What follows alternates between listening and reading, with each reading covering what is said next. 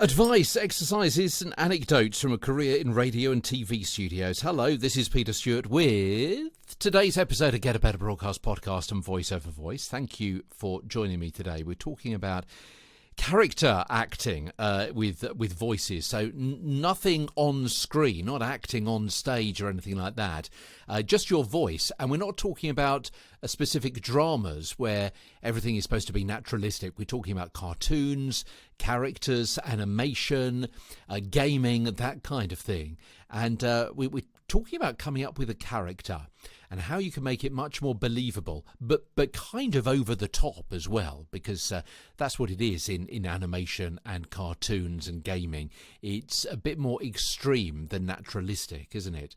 So consider fleshing out your character. We've come up with several things that we need to consider already, haven't we, about the kind of voice, where that voice is coming from, what the attributes of that person are, their physicality and so on, how somebody might dress, how somebody looks, how they deport themselves, all of those different things, as well as their journey and their emotions and the part that they're playing in the particular storyline, will all affect somebody's voice and therefore how you play that particular person or character, because it may not be a person. You may be voicing a cartoon cat or a cartoon train, something which is usually inanimate. So over the past several days, we've been looking at how you may find a character for something which literally does not have a voice. I mean, arguably a cat or a dog has some kind of voice, some way of making a noise that can reveal its character, but a train doesn't.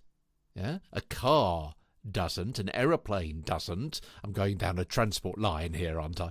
But you see what I mean? So how do you get that characterization for usually inanimate objects? Well, you do it by looking at the character itself and what their storyline is, what the emotional journey is that is written down for you to play. Okay, so consider fleshing out your character. And by that, I don't mean adding words to the script. That's a complete no-no. You've got to read what's there. But you don't only read the words on the script. For example, you've got to think things like, what are the voice qualities of the character? Maybe it's a bit more breathy or raspy or growly, something like that. So what are the voice qualities of the character that you've been asked to play?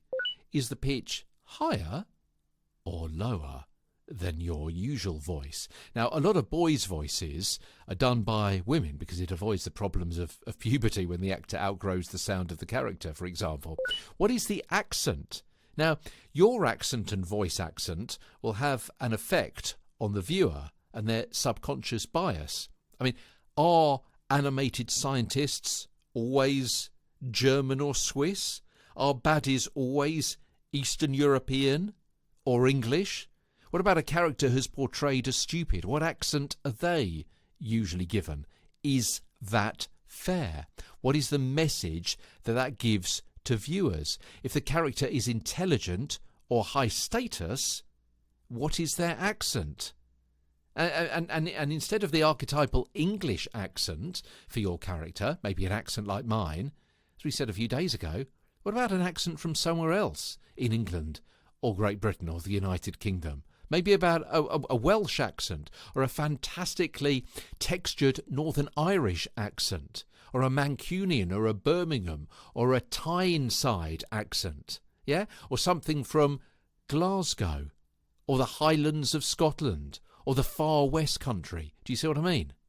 So be very careful with the accent you choose, that it's not archetypal, it's not stereotypical. You're not painting a picture which some people may object to, either for good or ill. Yeah? In other words, always choosing an English baddie may be a bad thing. And actually you could choose a Welsh baddie or a French baddie, for example. Yeah? But at the moment there does seem to be a style that baddies are always Eastern European, usually Russian or English. And I don't know what it is. Is that because of the English accent? Maybe an accent like mine is easy to kind of put a bit of a sneer into and to be cold, because it can be quite dry and quite clipped and less animated. Because if you've got a lilt of a Welsh accent from the valleys, which sounds usually quite sing-songy, then that could be quite difficult, potentially, to get someone with that kind of lilt to play a baddie, because of the preconceptions of what a baddie sounds like. But then you're just playing up to that stereotype if you keep having English or Russian accents. Yeah, so maybe you play against type occasionally. And as I say, why are animated scientists invariably German or Swiss? Does that play up to a stereotype as well? Think of how you can do something differently, how you can ring the changes perhaps. Does the background of the character that you're coming up with, their image and storyline, suggest that they may, on occasion or throughout the script, talk with hesitation or a slight stutter? Do they swallow heavily, do lots of throat clearing, or have a bit of a nervous laugh? So again, you're not adding to the words on the page, but don't only read the words on the page. If your character is nervous, then maybe they might have a bit of a stutter and talk a little bit staccato, kind of short and sharp, a little bit like that, and have a little bit of a nervous laugh and so on. It could be something like that, couldn't it? With a kind of smile on the face. They desperately want to please, yeah. And also the tempo. Ask about that, either with the director or just ask yourself. The tempo of the read, is it going to be faster or slower? Now, you may be governed by the timing of the animation which has already been drawn and how your lines fit in with the lines of other people. But maybe you may think that to have the baddie who talks quite slowly is a bit too obvious. So maybe your baddie is going to be talking quite fast because they've got a really quick mind rather than slow but calculating. See how you can play that baddie with their tempo in two different ways to make it sound believable. Or maybe your baddie is just talking at a normal pace, like me. Maybe that is what makes him unusual. And the rhythm as well. Is the rhythm of the character voice that you are playing, is that flowing?